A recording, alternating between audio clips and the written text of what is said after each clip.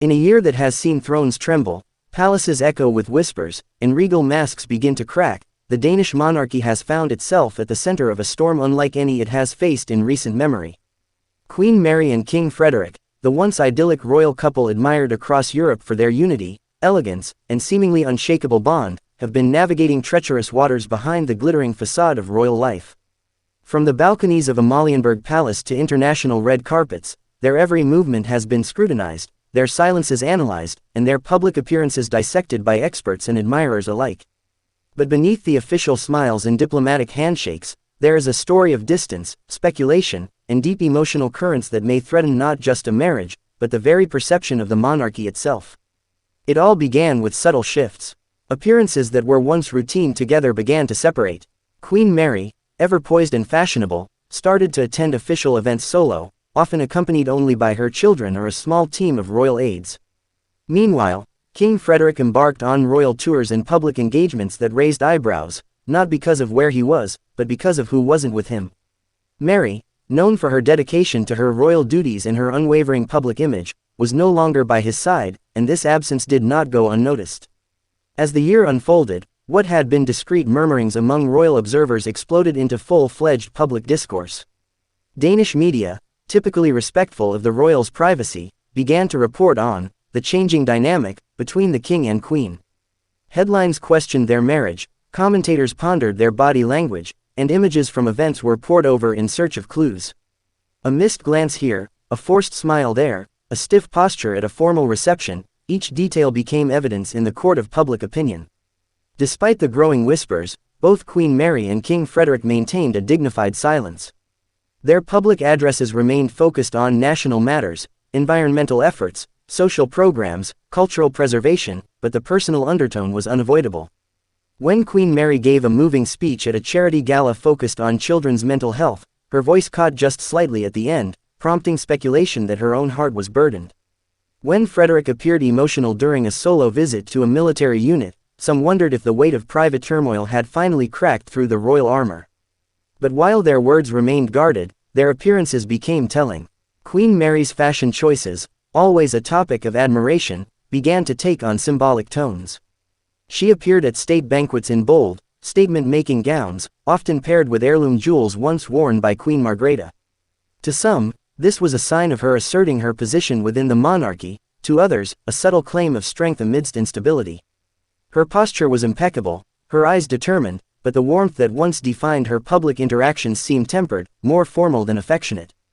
King Frederik, on the other hand, was seen adopting a more relaxed, almost reflective demeanor.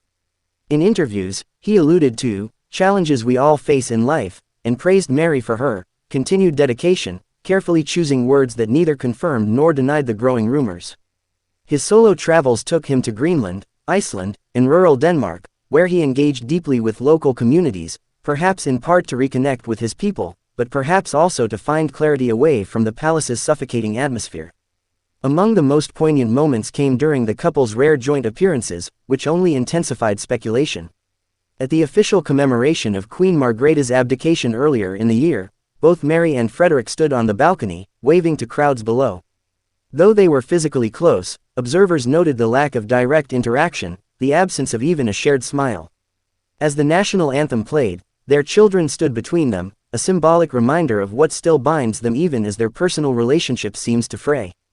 Insiders close to the royal household have remained tight-lipped, but some former palace staff and royal correspondents have shed light on the strain behind the scenes. One anonymous source revealed that protocol and personal emotion don't mix easily, suggesting that royal obligations have increasingly clashed with personal struggles. Another noted that the transition to kingship, while a great honor, had placed immense emotional and ceremonial pressure on King Frederik, who had long lived in the shadow of his strong-willed mother. And what of Queen Mary?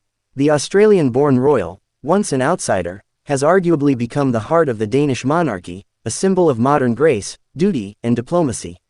Her charitable work through the Mary Foundation has only intensified this year, as she channels her energy into causes supporting vulnerable communities. At a recent foundation anniversary event, Mary delivered a rousing speech on domestic violence, visibly moved by stories of women seeking strength and survival. The irony was not lost on commentators. A queen speaking of resilience, even as her own emotional world appeared to waver. As months passed, the couple's schedules continued to diverge. While King Frederik attended diplomatic functions with European counterparts, Queen Mary appeared increasingly tied to domestic duties, local initiatives, and engagements with Denmark's youth. Analysts questioned whether this division was a strategic attempt to divide royal duties more efficiently, or a symptom of growing emotional distance. The international press has also taken notice, particularly in Australia, where Queen Mary remains a beloved figure. Headlines there questioned whether Mary would one day return home, should the royal marriage unravel. Royal watchers speculated whether Denmark's future queen could one day become its most graceful departure story, a tale of dignity amidst heartbreak. Still, loyalists in Denmark have fiercely defended the couple, citing their long history, their shared values, and the pressures unique to monarchy. What cannot be denied, however, is the emotional weight visible in recent months. In June, during the Danish Constitution Day celebrations, Queen Mary stood alongside Frederik, flanked by their children. She wore a sleek white ensemble, elegant, understated, commanding. But her gaze, as she looked toward the horizon during the national anthem, spoke of reflection, maybe even longing. King Frederik, meanwhile, looked solemn, grateful, but distant. Though the royal family fulfilled its ceremonial duties with precision, many wondered what unspoken words lingered between them as they stood before their nation. To those who have followed the Danish royals for years, the shift is both shocking and heartbreaking. From their fairy tale wedding in 2004 to raising 4 beautiful children, Prince Christian, Princess Isabella, and twins Vincent and Josephine, the couple has long stood as a symbol of unity in modern monarchy. Their story inspired millions, a love that crossed continents, a partnership that weathered the storm of scrutiny. And yet, now, even fairy tales must confront the weight of real life. In a nation that has prided itself on royal stability, the idea of fracture within the monarchy has prompted both fear and compassion. Danes, known for their reserved but deep national pride, have expressed concern not just for the couple's future, but for the monarchy itself. How does a royal institution rooted in tradition evolve when the very foundation of its public image, a strong royal marriage, begins to falter? Yet, in the face of all the speculation, one must acknowledge the dignity with which Queen Mary and King Frederik have handled the storm. They have remained committed to their duties, to their children, and to the Danish people. They have not lashed out, not crumbled under public pressure, not sought sympathy or escape. Instead, they have done what royals are trained to do, endure. But as history has often shown, endurance has its limits.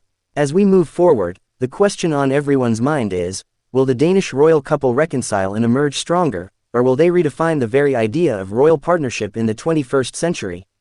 One thing is certain, the world is watching, Denmark is listening, and every subtle shift in the public eye continues to shape the narrative. And so, dear viewers, after witnessing a year of poised appearances, emotional undercurrents, and unrelenting public pressure, what do you believe truly lies beneath the crown? Could this be a quiet turning point for one of Europe's most beloved royal couples, or simply the silence before the storm? Let us know your thoughts in the comments, and don't forget to subscribe, like, and share this video for more powerful royal insights and exclusive investigations.